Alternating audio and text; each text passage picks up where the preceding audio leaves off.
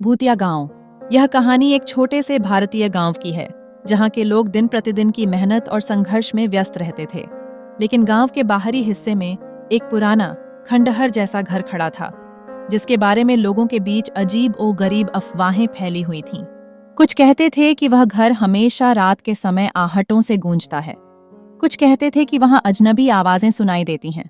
इस घर को कोई भी करीब जाने की हिम्मत नहीं करता था। गांव में एक नवयुवक अर्जुन था जो शहर से अपने पुराने गांव वापस आया था। अर्जुन ने गांव में यह सब अफवाहें सुनी थीं, लेकिन वह शहरी जीवन की तेजी से ऊब चुका था और इस रहस्य को जानने का मन बनाकर वह उस घर के पास गया। अर्जुन को लग रहा था कि यह बस लोगों का भ्रम होगा। एक शाम अर्जुन ने तय किया कि वह रात में उस घर का राज सुलझाएगा। सूरज ढलते ही उसने अपनी तिपाई, कैमरा और एक पुरानी लकड़ी की छड़ी ली और खंडहर की ओर बढ़ा। जैसे ही वह उस घर के पास पहुंचा, हवा में अजीब सी खामोशी छाई हुई थी।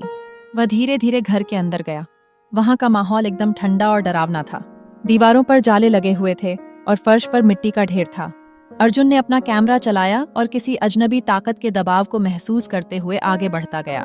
अचानक कमरे के एक कोने से एक सफेद छाया गुजरी। अर्जुन का दिल तेजी से धड़कने लगा। उसने देखा एक भूतिया महिला की आकृति उसके सामने खड़ी थी जो उसकी ओर धीरे धीरे बढ़ रही थी। अर्जुन का शरीर ठंडा पड़ गया। वह सोच भी नहीं पा रहा था कि क्या करना चाहिए। महिला के चेहरे पर दर्द और गम की झलक थी।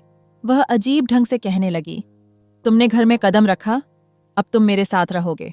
अर्जुन ने डर के बावजूद साहसिक कदम उठाया और पूछा, तुम कौन हो?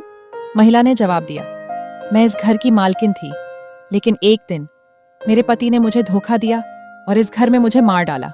मेरी आत्मा यहीं बंधी रह गई। अब मैं इस घर के राज को हर किसी से छुपाना चाहती हूँ। अर्जुन ने अपने कैमरे में सब रिकॉर्ड कर लिया था और तुरंत घर से बाहर निकलने की कोशिश की, लेकिन वह रास्ता भूल चुका था।